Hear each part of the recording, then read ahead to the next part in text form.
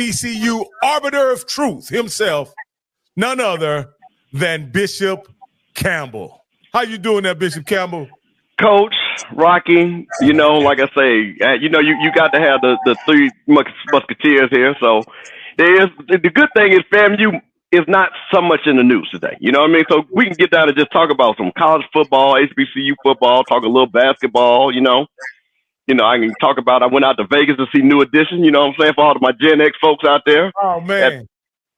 Had a good time. You know, y'all didn't know I was a 7th member of New Edition. So, you know, had to give them a little something out there and stuff like that. So, yeah, man, I'm happy to be here. And once again, we're going to, give folks a good show tonight.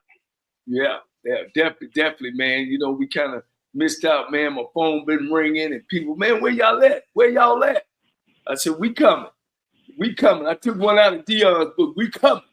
You know, so in this year, we're going to put it on the road sometimes, and we're going to start out by, go ahead and tell them, Rocky, where we're going to start out at. So I'll tell you what, we made big plans already. We're going to do the first HBCU Coaches Corner on the road, and we will be in the great state of Alabama, in the wonderful city of Montgomery, living lavish on the campus of Alabama State University during the spring game. We're going to go out there and have a visit. We're going to do a live show, and we're going to report back what we see. We're going to get a lot of good footage. And like I say, we're going to take in the wonderful, luxurious, palatial city of Montgomery, Alabama. You know, one thing about it, too, you know, they got one of the top quarterbacks coming out of the SWAC in Andrew Body. And so we'll get a chance to see him in the spring game, get a chance to talk to Coach Eddie Robinson, Coach James Williams, and get to see this beautiful city of Montgomery. And one thing about Alabama State that people probably don't know, they got I'm going to say it. They got the best football facility in 1AA football. 1AA football. Locker room, beautiful, sweet boxes. Sits right there off the highway, Rocky. And, man, where you can actually be in the game and see the highway. And, man, it's just a beautiful facility and, and a beautiful campus. You know, I can't wait to this will be my first time in Montgomery, Alabama when I make it there on April I think I will arrive on the 5th, and we will be there through 6 and pending what nighttime activity we can figure out after the game. But again, that's just a brief synopsis of our itinerary. But I would like to depend on the HBCU historian I know he's been to Montgomery. And what can I expect when I go to Montgomery, Alabama, also known as the Gump? I know what I won't do. I will not be getting on any ferry rides. I will not be doing that. Not going to do the ferry rides? How about that? They got VIP for us down there. Now, Montgomery, listen. Now, you see, I see Mama Body. I got my Andrew Body sweatshirt on. This was supposed to be saying Andrew Body FAMU, but they had to change the word Andrew Body to Alabama State. But I wore that because I knew we were going to talk about that. Now, Montgomery is a very historical city for civil rights. A very historical city. It is a lot of beautiful black people down there, and they got some of the best soul food in the South. So there's a couple of places that we might be able to hit. We definitely gonna get over there. I still got a home there. I own a home there in Alabama, and lived there for 4 years. And it's a beautiful place. The people there are beautiful. Can't say enough about the fan base, man. The fan base is they show up and show out. And like you said, it's a city of a lot of history. Maybe when we get some time, we can go down to the bridge right there in Selma. We can go over there to the Rosa Parks Museum, where they actually serve soul food. There's another historical part over there. So, man, we gonna get around. Then I got a friend named Reggie Miller. He owns the #1 cigar bar in the city, and we also have a time that we're gonna set up and maybe do part of the show over there, maybe the after or the before.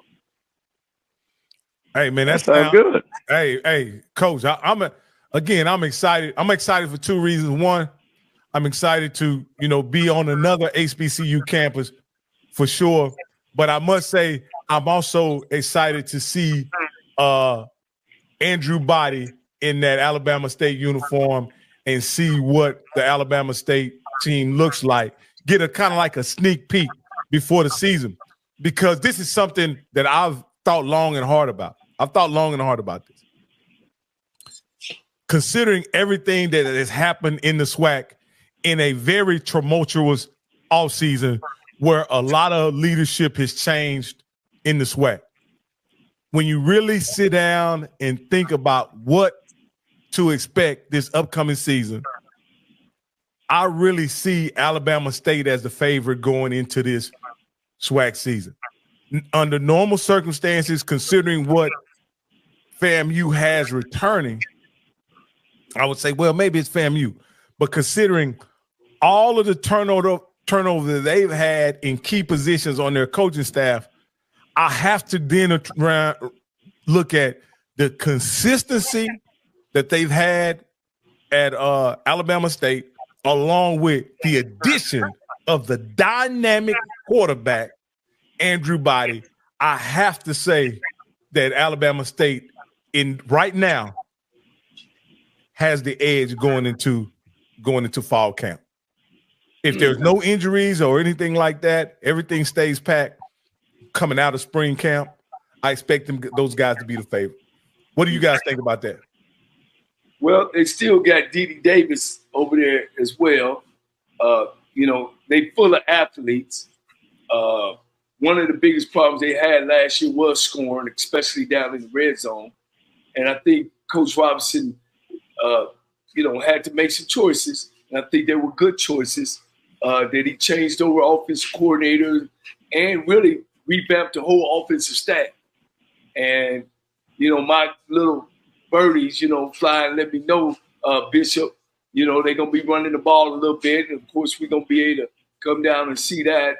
And I always tell them great defense and run game. Hey, man, that's championship. And so I'm excited about them. I'm excited about seeing Body in a different uniform and being taught by a different coach. And I'm excited. His family is excited. And I know the kid, it's kind of like a redemption for him. He's been the guy. But as you know, Rocky and Mr. Campbell, a quarterback is judged off of wins and losses. And he don't have many at all. So it's like the girl, the beautiful girl that you thought you took home, and by the time when y'all get on, she don't took her leg off, don't took a wig off, she ain't got no fingers. You be like, man, what? So I'm excited about coming in this season, man, and looking at him do his thing. Well, you know what they say: to beat a champ, you got to beat the champ. So Florida A&M is still the HBCU national champ. And I'm going to tell you something. I like Andrew at Alabama State. I think that's going to be exciting. But I want to say something about the two teams that's going to be fighting with them. Jackson State is returning their quarterback. So that guy is going to be there. They got something to say. And you got to understand something. Depending on either junior or our transfer quarterback who played at a group of five and started, okay, who started at a group of five level. So we're not going to be short on quarterbacks. And like I said, I think our defense is going to be stout. So like I said, man, you know what's so exciting about this? This is the time we get to talk about this. This is the time that everybody has not lost a game. Everybody's thinking they're going to be SWAC champions. But there's only going to be one SWAC champion. But, that'll be down in Tallahassee, Florida once again. So we already know that. See, Coach even had to cut off because he knew I was telling the truth. So he already knew it. well, again, considering everything that happened over at FAMU, I have to ask you this question. What are your prospects about this upcoming season, considering everything that's happened? Everything is kind of settled in now. You guys are probably, 2 months with your new head coach after having what I would consider considerable amount of turmoil considering you guys were coming off a national championship, right? Things have kind of probably settled in. And what is your expectations coming in for the next season? Well, that's the great thing about it. I think that's why Coach Cozy is the person for a job. He settled the ship. Most of the players are still there. We got a couple of guys, which are grad, players that want to see their option, and that's any school. You know what I mean? But you got to understand something. If you got 3 or 4 kids out of almost 100 up and down the lineup that are still there, so we got a good core. We got an excellent core of players that know what it is to be a champion. I think this team is excited because, also, too, they want to prove that they can win this championship. So that's another thing, too. They got a chip on their shoulder because everybody's saying Coach Simmons is gone and it took so long to get a coach. But these players want to win a championship. So that gives them an additional motivation. So like I said, again, I'm excited. Again, we play Alabama State on their homecoming. That's going to be a big game. That is going to be a big game. So that's going to be super exciting. And this is what I love about the SWAC when we've added these teams. Like I say, FAMU is here now. Again, Alabama State, Jackson State, Southern, Grambling, those name brand teams are all looking forward to having a great season.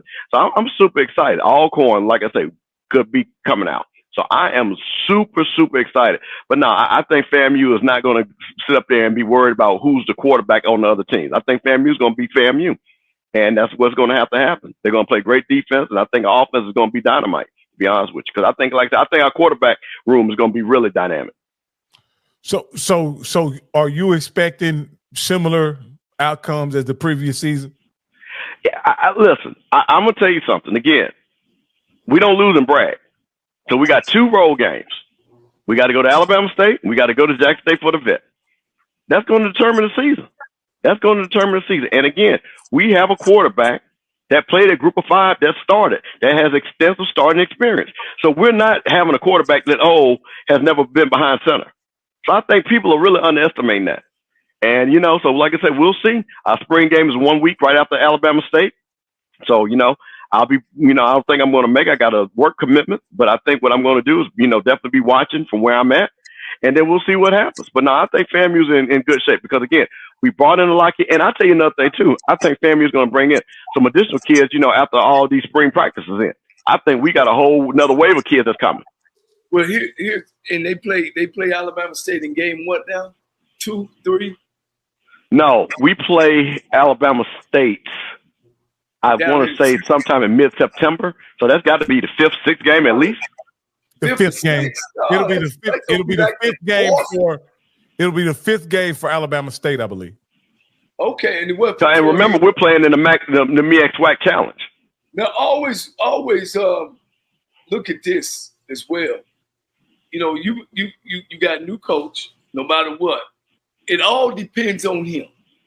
Yeah. If he's coming in there and he's trying to clean the ship and wrong all the stuff he's seen and right all the stuff that he's seen was wrong and make a change, you could see a different type.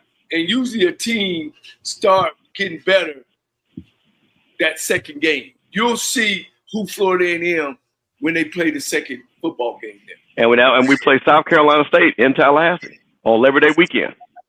That's gonna be a good show there. Because coach at South Carolina State, man, he getting them ready now.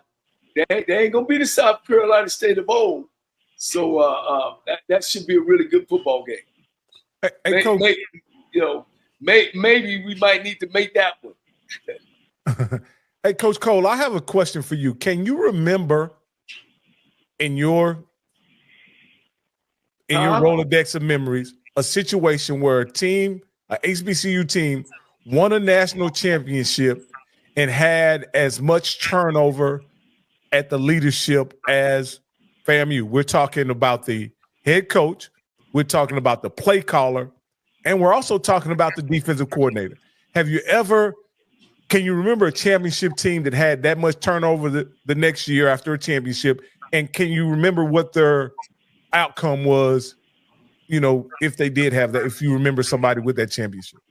I think North Carolina A&T, when Broadway retired and Sam Washington took over. And you know, they had a great showing against Alcorn State that year. And then after that year, they end up coming back, you know, back-to-back national champions. Anything that's later than that, you know, you really hadn't seen. You know, nobody ended up winning it back-to-back. You know, Alcorn, you know, when Coach was there, he had a good team, but when Fred took over, it kind of fell off a little bit. So it's gonna be tough. It's gonna be tough on Florida A&M. So you're saying North Carolina A&T had a situation where a coach took over after a championship season, and you say he went to the championship back-to-back years? Yes, he did. With the new head coach? And he won the national title. Okay, all right. Sam Washington. So I mean, that's you know, that's good. It's doable. It's doable. Yeah, absolutely. And especially, I think the edge that Florida A&M has in this particular situation is, in my opinion, they still, regardless of the coaching situation, they have the best collection of talent, in my opinion, in the SWAC, hands down. And so, you know, I'm looking forward to see what the outcome is going to be.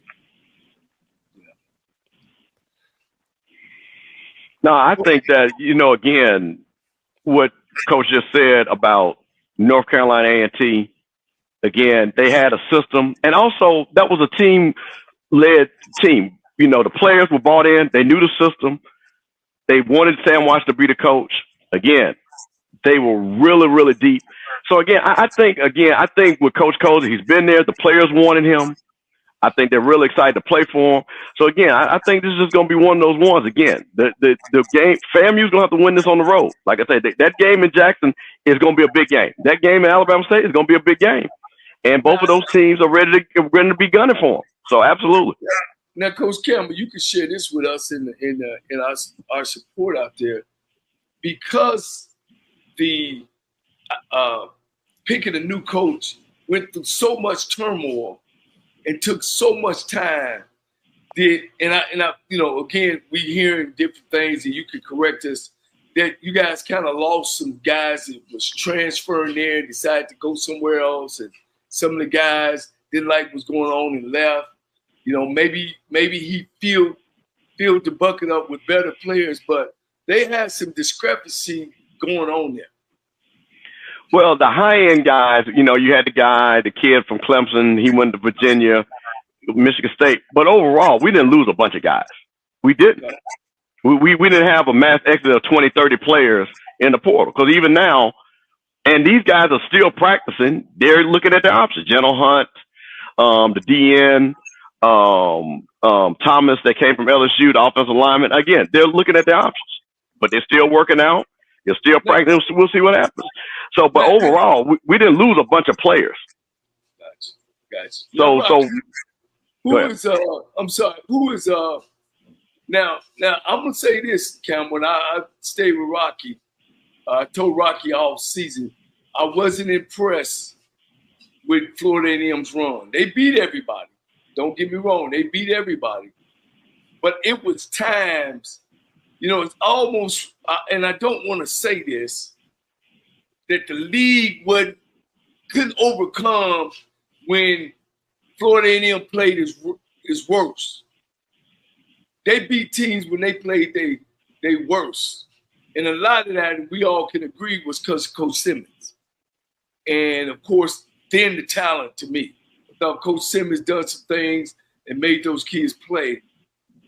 I don't know. You know, we don't know. I don't know if the league has gotten better with recruiting or not, but they can't play the same way that they played at times. They seem like they played down at those teams' level. Yeah, I can agree with that. But I mean, but you know what, though? We hear this all the time. There are very few teams, and especially, Coach, you notice in college, that is going to be consistent through 11, 12 game, 13 game season. You're going to have your ups and downs. You're going to play up and down. I've seen the University of Miami when they won their last national championship. They've had some games that they were right there. Boston College, I'll never forget it. Was a great play that Ed Reed did. That game was like 18-17 with all that talent. So you see this happen in college football. But again, what the key is did the other teams get any better? Like you said, did they get any better? Right. Because the bottom line is they also had all these other teams had multiple losses. It wasn't like how Jackson State and FAMU were a couple of years. Well, we only had one loss and Jackson State ran the table. Everybody else had 2, 3, 4 losses. Well, look here. Let's not forget now the Sonic Boom up there in Jackson, Mississippi now. They were right there. I heard they made some good choices on some good recruits and got some good transfers in. And, you can't count J State out now. No, listen, but Coach, what did I say? I said we got a 2-game schedule. I'm telling you, Jackson State is going to be sitting there waiting for that game. And especially if everything plays out the way we think it's going to be playing, we should be undefeated in the SWAC coming in that game. And hey, listen, man, it's going to be 40,000 people in that stadium. 100%. 100%. What y'all think about Prairie View A&M? I mean, they went to the championship. And I think they'll go right back. I think, Coach, I don't think the West has gotten any better. I think Prairie View is still the class of the West. I think Grambling with a new coach, I think they're going to have to. And Southern, has Southern recruited anybody this year? Have they got any players? They counting on their coaching staff with Coach Fred McNair. Yeah. I think he's the tight end coach. Yeah. Well, I believe Southern is counting on the fact, and this may be a mistake, that they believe that their failures rest solely on who their head coach was, right? They think that's what led them to the outcomes they received, because they haven't tooled up. They didn't tool up their coaching staff, in my opinion. They both coordinators were already on staff, correct? I don't even know. Have Southern announced the coordinator? Yeah, they announced. Yeah, they did. Yeah, they look. We'll have to pull that up, Coach. We'll have to pull that up. Okay, I'll pull it up while I'm talking because I didn't see that. They announced the coaches. I want to say Totten, but I may be wrong. Well, look here, I'm going to have to go spank Totten because he's supposed to call his boy and let him know that he the trigger caller. And I'm again, gonna text him while we talking. Again, Southern is depending on the loss of Eric Dooley to improve their fortunes. However, Eric Dooley may end up being the trigger man at Grambling. So what does that do? Huh? He is officially the trigger man at Grambling. He's calling the plays at Grambling. So what does that do for and with Eric Dooley at Grambling and him being popular with the coach, with the players, how many of those guys do you think they'll lose at Southern? Because he wasn't announced till after the transfer portal was closed. It'll open again after the spring ball. Do you think Southern will lose any more players that may travel up to Grambling? One thing about it, guys, that we could say, and we're gonna be getting our resources all year. It's a lot of. You started off, Campbell. Coach. It's a lot of not just changes, but a lot of turmoil, a lot of repeat, guys jumping from here to here, and the production ain't going with the changes. Does that make sense, Rocky? Absolutely. I think it's like we diving down and not moving up. Well, what you're saying is something that I think a lot of the fans have said, when they heard that Dooley was on the campus of Grambling. Based on Southern's production on offense, why would you hire this past 2 years, his production at Southern, why would you hire this guy as your offensive coordinator at Grambling? Can you justify that hire considering what Coach Dooley did as the play caller at Southern University and head coach and play caller at Southern University? What warrants him being given this opportunity? Maybe Bishop Campbell can explain this. What warranted Coach Dooley being given an opportunity to be the offensive coordinator at Grambling, considering the production of the Southern offense while he was the head coach and play caller? how do you justify that? You know, or how does it make sense to you? Well, you can't, right? Can you guys hear me clearly? Can you guys hear me? Yeah. Okay. Yeah, my headset died. I apologize for that. Here's the thing. Who else was he going to choose at that later date? That new Grambling, that knew the lay of the land, that was very popular. So I think sometimes situation dictates who the coaches are that are selected. Because see, once again, when we get to this, why didn't he get to this guy? Why didn't he get this guy? The question, who would be the other guys that he could have selected as offensive coordinator? They had the same pedigree. They had the same knowledge of Grambling. Because I'm going to tell you one thing about, and I tell people this, I love Grambling. I've been down in X81. But to go to Grambling, you got to love Grambling. And you got to understand all the things that come with Grambling. It is in the middle of nowhere. The facilities are not the best in the SWAC, but that G means something. And when you coach down there at Grambling, you're coaching because you want to coach Grambling. So again, if you got other coaches that are looking at options and things like that, maybe they want to coach at Jackson State instead of Grambling. Maybe they want to coach at Southern instead of Grambling. Maybe they want to coach at Florida A&M. So the people at Grambling want to be at Grambling. And I think that has a lot to do with it. So dude wants to be at Grambling. He loves Grambling. Grambling's good to him. So I think that has a lot to do with it. So you saying it's a good hire? Is that what you're saying?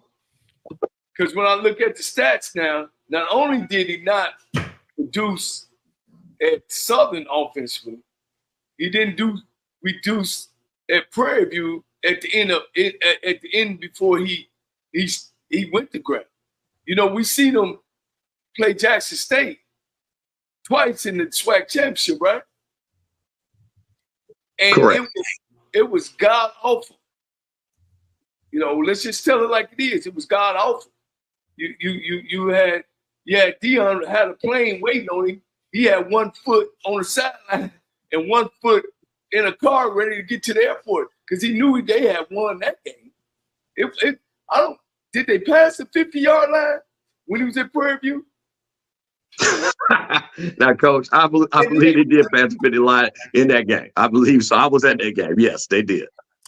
Well, it was god awful. So we'll see though. You know, everybody start from zero.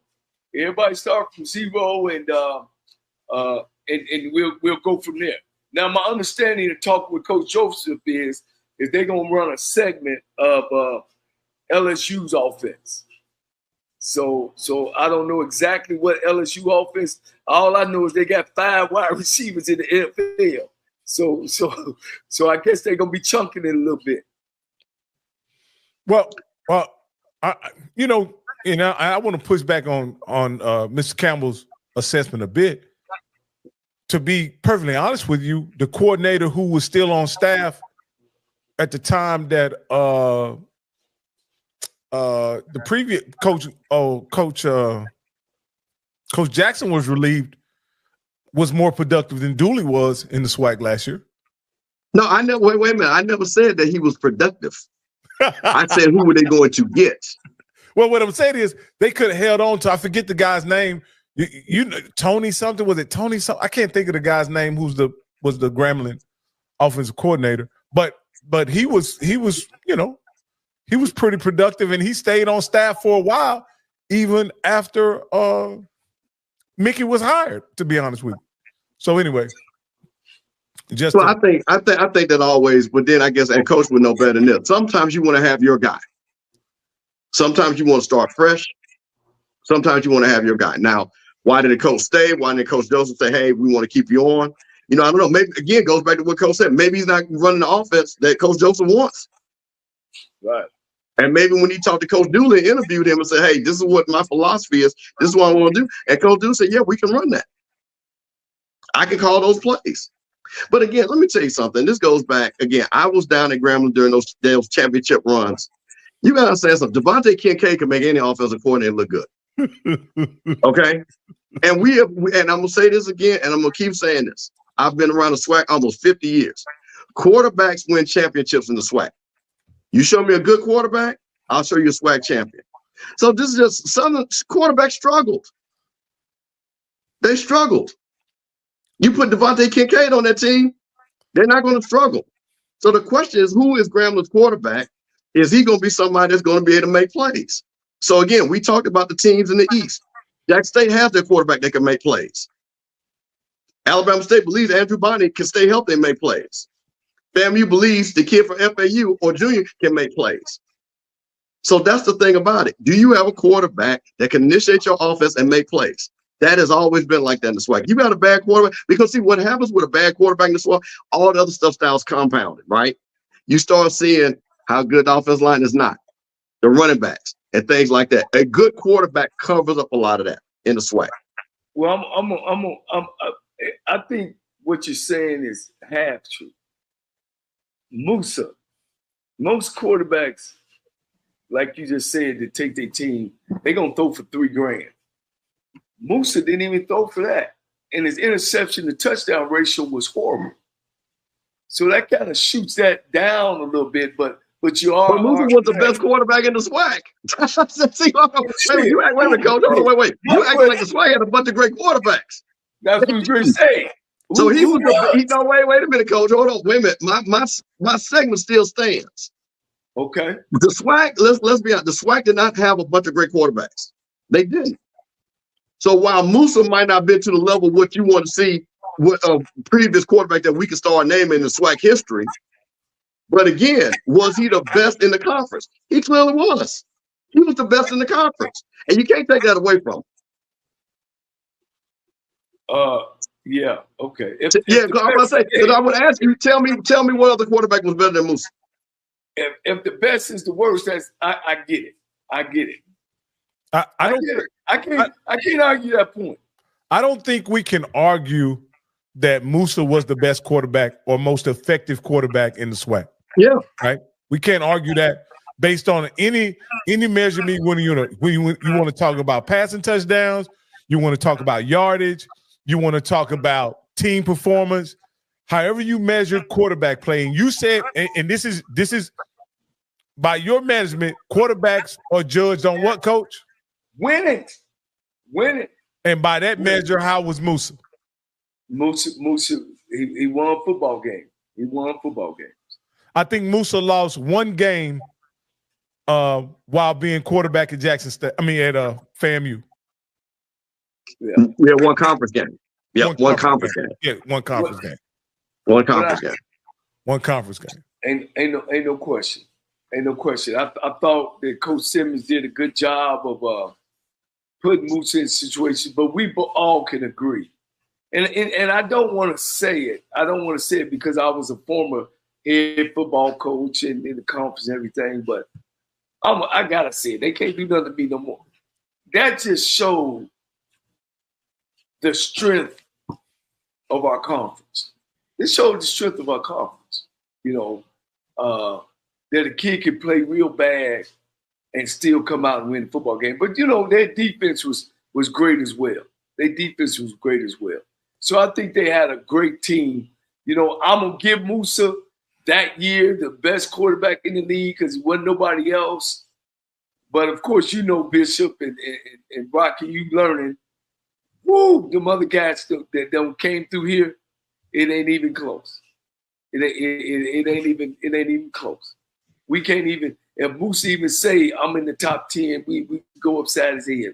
Well, Coach, I think in defense of Musa, and that's why I think him and Coach Simmons were great together. He did what Coach Simmons needed him to do. He did exactly what Coach Simmons needed him to do. And I think in the end, he's a national champion. So I can't take away anything from that because, again, this is what I go back to say. We had other quarterbacks in SWAC. When they played FAMU and competed against them, they couldn't beat them. And you got to think about the only person that did beat them is a potential top 5 pick, Shedeur Sanders. Yeah. Think about that for a second. Yeah. So no matter what anybody else says, you have a quarterback on your team. Your quarterback was opposite of this quarterback. Your quarterback did not outperform him. He didn't. And I can look at game after game after game. So again, I don't want to just belabor this point because again, Musa's graduated. Musa's going to do great things in his life. But I think, and this is a challenge to everybody. What is your quarterback? So what is your quarterback going to do? Musa's not there anymore, to your point, Coach, right? So it's wide open. It's wide open. So again, is Jackson State quarterback going to make the next step? Is Alabama State quarterback going to make the next step? So that's going to be the question. Is Southern going to figure out who their quarterback is? Let's look at the quarterbacks. Alabama State has potential to have a different quarterback in hand. Texas Southern would have the same quarterback. Pine Bluff, I think, will have a different one. Grambling would have a different one. I think Southern University is going to go back. Does that guy have 1 year, the one who started in Bethune Bayou Classic? We have to look and see. A&M will have a new quarterback. You know what I mean? Alcorn, they will have a new quarterback. So it's gonna be a wide open field of guys of being in that spot and trying to move their team to the championship. Well, I will say this about Jackson State's quarterback, Jacobian Morgan. If you just take a snapshot of what the couple games he played, right? 2 or 3 games he played, and how he performed, right? Had he played 12 games, right? He would have passed for over 3,000 yards, had about 700 yards rushing. That would have been enough to win possibly a SWAC championship or even the MVP as well. So if he stays on pace, if he continues to perform at that level, then he should, he could. But Rodney, he started against Alabama State. They lost. He started against Alcorn and they lost. But that's not the point. The point of he played those games. It's not like he did not play. He actually played. He was also a freshman, correct? No, he came from Syracuse. Oh, okay. All right, let me give y'all the stats. Musa finished number 1 with 2,800, almost 2,900 yards. All right. He had 22 TDs to 10 interceptions. Next in line was Myers Crawley from Grambling. Then we had Aaron Allen from Alcorn, Quincy Casey from A&M, Jason Brown from Jackson State, Southern's Harold Blood, but we know Blood is the reason why they had to get rid of Dooley, and Trayvon Conley from Prairie View, and of course Jace Wilson from Texas Southern. Well, we're looking at not a real good efficiency level. Musa had 137%. That's not real good at all. He averaged 2,400 a game, but that's not real good at all. I'm looking at Jacobian Morgan. He went 83. He went 83 for 123. He had a 67.5% completion percentage. Right. He passed for 847 yards. He threw 10 touchdowns and 1 interception. When you look at that kind of production and you extrapolate that over an entire season, right? I don't know exactly how much the kid played, but if you extrapolate that over the entire season, that's a dominant quarterback performance. If you extrapolate that over the entire season. And that's with North Carolina North Carolina Central. What is that? I'm looking at Musa's percentage. He completed 57% of his passes. Oh, yeah. And he wasn't close to being one of the top. You had one at 60.2, 63.8, 63.6. So number-wise, he could improve. But like as you say, at the end of the day, Mr. Campbell, don't be so upset. He won a national championship. So you can't take that away from him. All right, guys, let's go. Let's get into our headline topic of the evening. Okay. That's what the people came in here for, our headline topic. Yes, sir. And we're going to discuss. Let me bring up the article. Can I like to say something before we get going? Go ahead. I'm trying to charge up my battery. I'm sorry, I don't have my team here with me. No problem.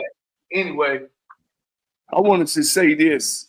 This is really the reason Rocky, before we even met, and of course I've talked to you about it a long time ago, was the reason why I started this podcast stuff about trying to promote our coaches and reason why that we can't move on. Not only can we not move on of the swag and move out of the swag, we as Black coaches can't even move in the next level.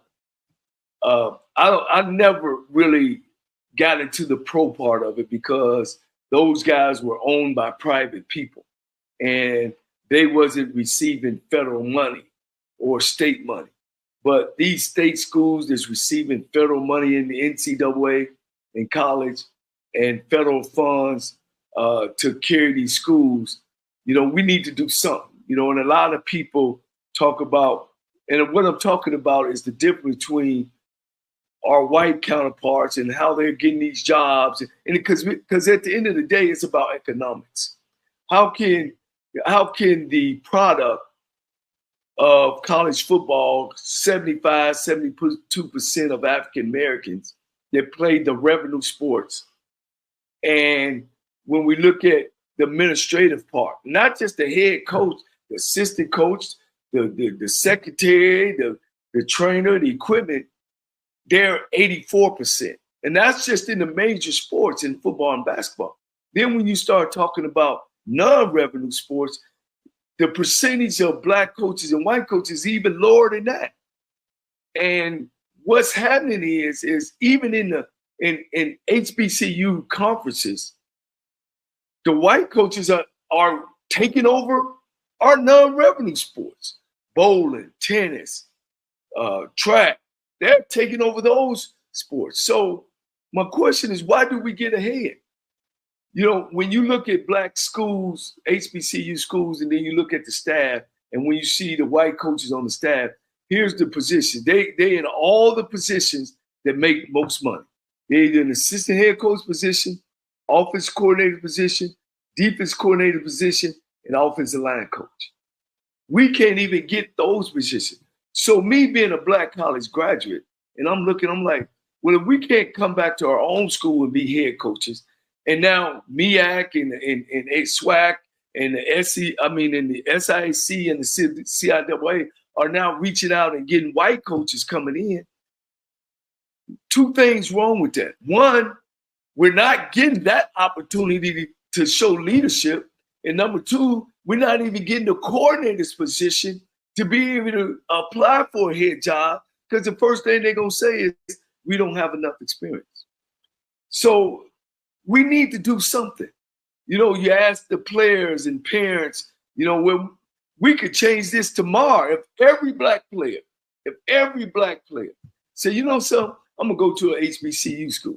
Now, first thing people are going to say is, oh, well, the facilities is different. I guarantee you, Mr. Campbell, if all those black players leave and start playing at black schools, where the money going to go? Them facilities. Just like back in the 70s when they really started letting black players get into schools, you know what I mean? Them facilities shot sky high. They shot sky high because they had all the top players in the country. And I'm not advocating that. I know it's no way that's going to happen. Where all these parents going to say, oh, my kid's going to black school. My thing has always been, we need to go, or in other words, to Washington. That if we're giving all these people state money, federal money, then it's got to be something done to say that, just like affirmative action. And I know we just got rid of that. Didn't we, Mr. Campbell? We just got rid of a lot of parts of it. How can you justify? And when we read these numbers off, Rocky, you don't read them off. It's staggering. It don't make sense. Mr. Campbell, it don't make sense, Rocky, that Nebraska, when we had Mickey Joseph on, was the first black coach in the school's history as a head coach of a football program. When you've had them greats like I Am Hip, Jarvis Red Ryan, all these guys, Johnnie Rogers won all these guys, great guys that come out of Nebraska, you don't even have a black coach. never been a coordinator. Black coach, never been a coordinator. So let me get out my soapbox and turn it over. That's why I got into this, to try to promote our black. And Rocky, we have problems doing that, don't we? They don't even want to come out. And that's why we got to let people see the goodness and the greatness of people that we have that's in these positions, that they can move to the next level. Coach, as you talk about this, Coach, this is an issue that is on all levels of college sports. I mean, college athletics. Yes. And you know, we're not just talking about on the highest levels, at the D1 level. We're talking about at the it's terrible. It's even worse, Coach, at the lower levels. and here's how they get us. And let me say this. Here's how they get. You see the outline? It says racial and gender. See, we can't get over. We as black people, we can't have our own little aisle. They ain't even fixed our aisle yet. Now we got to keep people with gender. We got people with women. We can't even get our aisle straight yet. But go ahead. I'm sorry. I'm gonna let y'all go. No. What I was just gonna say is, I listened to a summit talking about diversity in athletic programs that happened about 2 years ago, and one of the white ADs that was on the panel was saying, he said the real issue is that there are lots of qualified coaches, but when you talk about the pipeline to like the head coach, the pipeline to like the coordinator, the pipeline to those positions, the path that is traveled, that's usually not the track. And this is his words. That's not the track that minority coaches take. So let me give you an example. Usually the track is that you're on the offensive side, you're a quarterback coach, and then you go from quarterback coach to offensive coordinator to head coach. On the defensive side, you go be defensive coordinator, you have a good defense, you become a head coach. Those positions, when you talk about defense coordinator and quarterbacks coach and OCs, they are disproportionately held by white coaches. So what that ends up happening is the pipeline to head coach is filled with a bunch of the track to being a head coach is filled with a disproportionate number of white coaches, and therefore the black coaches end up taking recruiting coordinator positions, things like that don't running backs coach, wide receiver coach, that doesn't traditionally translate to receiving a head coaching position. And I'll let Mr. Campbell, respond to that. What do you say about the AD who made that argument about the track to becoming a head coach is not usually a career track that black coaches or minority coaches take? Well, this is where we always have this issue, right? Because here's the thing. There's only so many jobs. And let's talk about what coach is talking about. Job to prep you to be a head coach. So you have the MEAC and you have the SWAC. Let's just use that as an example. But then you got guys that are over in the Power 5 side. They're on that track. Are they going to come back and go to HBCUs? Well, we see that argument. A lot of them don't. They want to stay on that side because of the money, the prestige, and all the other things. I mean, and I heard this, and I correct me, my rallies could correct me if I'm wrong, but I think there was an interview with Coach Simmons said, well, even though all he had done at FAMU, they still wanted to see the Power 5 coaching on his resume. So these are the things that we have to always fight and go against. You got to understand something, Coach. The HBCUs are old, and all the land grant schools, that is, owe $13 billion. Southern University owed $1 billion. A&T's owe like $2 billion. FAMU's owe $2 billion. Tennessee State, on and on and on, Alcorn. All these schools. So to your point, you have these great facilities. We've been underfunded, and it's just a cascade effect. So guess what? You give FAMU, Southern, and A&T $2 billion. Guess what? They can hire a whole bunch of coaches. Let me say this, and because I want. Sometimes we ain't on the front line and we miss it. I'm saying, why would a HBCU guy hire a white guy as a head coach? All right, let me play that. You just said that Power 5 and they got the money and all that. When do we take responsibility for our own? All right, well, Coach, let me ask you a question. And you know, I'm totally agreeing, but I want to ask you a question. Should a coach hire the best coach available, or should a coach hire a black coach? Let me say this. You know and I know. Only 75 or 80% of coaches, 75 and 80% of coaches are losers. So sometimes these athletic directors, they hire people they can control. They don't hire the best guy. Because you got perennial losing programs. Mississippi Valley, perennial losers. You know, Texas Southern, perennial losers. Pine Bluff, Bath. So yeah, we should hire the best coach out there. We should, but you know we don't. So my question would be, at least let's start with each other. At least, because they not. You know what I mean? And I don't. 100%. I don't blame you, because at the end of the day, with them, it ain't about them. They don't make selfish choices. They don't get involved with, oh, I don't like him and you know, he looked like this, and they don't make them choices like we make. They go out, they believe in winning. It's about money. It ain't about me. It's about, let's go get the best coach and let's put him on the field. Let's give him what he wants so we can do what? Win. We get more personal in choosing a coach. You know, I mean, we could sit. I know you've seen some choices that we've made as coaches that you was like, man, well, how did that happen? But besides that, I just want to see more black coaches. You know what I mean? That's what I want to see. I want to see more black coordinators. But if we give our jobs away, how do we get the experience? Because that's the first thing they tell you. Oh, well, you ain't got enough experience.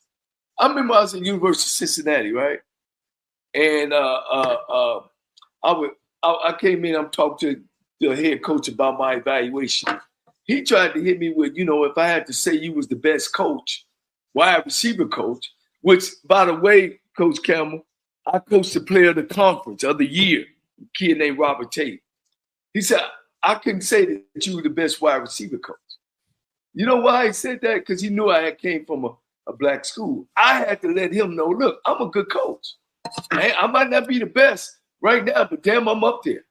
You know what I mean? You're not going to say that because I didn't have the background, you know, that you expect that I ain't the best coach. When I coached the player of the year, this kid named Robert Tate.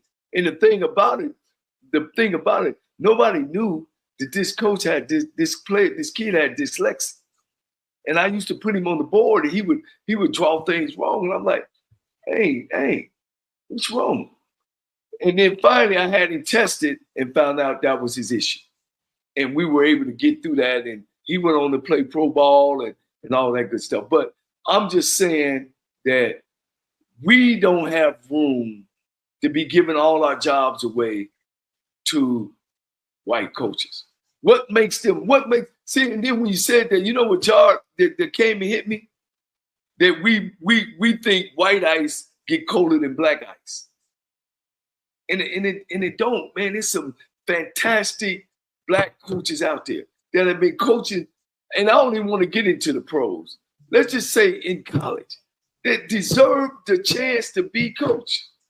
Be these coaches, and they're being passed up on because these big donors don't want that. They want to see somebody leading the charge that look like them. What's wrong with us feeling the same way? That's all I'm saying. So, Coach, I'm going to agree with that and co-sign that. I think here's where it always, when you talk about HBCU sports compared, see, Power 5 people don't have to worry about this discussion. They don't have to worry about this. They hire their coaches. The nepotism is there. Look at the SEC. What, they've had 5 black coaches in their whole history, but the whole conference is black players. Outstanding black players built that conference. But then what happens to us is now we got to look at the finances. We got to look, because we're not even able to incubate coaches, right? Where we can build them up and they can move next step. See, that's another thing too, because of the finances. We can't even incubate that wide receiver coach and say, okay, I'm going to keep you here, but I'm going to pay you a living wage. So then when my next guy moves up, I'm going to move you to offensive coordinator. I'm going to pay you a living wage. And 2 or 3 years down the line, now you're ready to be the head coach. Right. Because again, finances always comes into play. And, you know, I see this all the time. Again, it happened to FAMU. We looked at Coach Simmons. And Coach Simmons is making $500,000 not being a running backs coach. And you have people from FAMU scrambling and looking to raise money. Look at Coach Reed. Coach Reed is an outstanding coach, one of the best coaches in America. And you know what people are already saying? Oh, well, she's going to leave Jack State because they're going to pay her more money. Already. Well, here's what supports me, Rocky. You'll get a kick out of this. And I've said it on this show before. In the last 20 years, every SWAC coach who won the championship is on the block. Is on the shelf. Is on the shelf. Well, they got Coach McNair over there at Southern and Dooley over it, but all of them. And what I'm saying is, we don't grow ourselves. We don't give ourselves those offensive coordinator jobs and defensive coordinator's job when we give them to other people. And then what they do, they leave. And then they never bring nobody with them. That's one thing I can say about Deion Sanders. When he left, he took some SWAC guys with him, which is what it's about, you know. And we can't ever get there unless we take care of our own. I just, it's something about that. I just believe, you know. And then, you know, we talk about experience and all that. Coach, I met some guys, man, that a couple of my friends coach pro ball, where the linebacker coach never even coached college. He jumped straight from high school because he was a son-in-law of somebody's. You know what I'm saying? That's what they do. Look at Bill Belichick's son. Does he deserve to be the position that he's at? Absolutely not. No. That is the biggest form of nepotism that you ever want to see. Well, so no, I get it. I just want to read some numbers off. Go ahead. I just want to read this result. 78.6% of chancellors and presidents, 78.6% of directors, athletic directors, 83% of faculty, athletic representatives, 80% of conference commissioners were white. Let me read that again. 78.6, 78.6, 83.6, and 80.0 of conference commissioners were white. My name is Danny Wilson, and I won $500 on the lunch break with AJ Jones.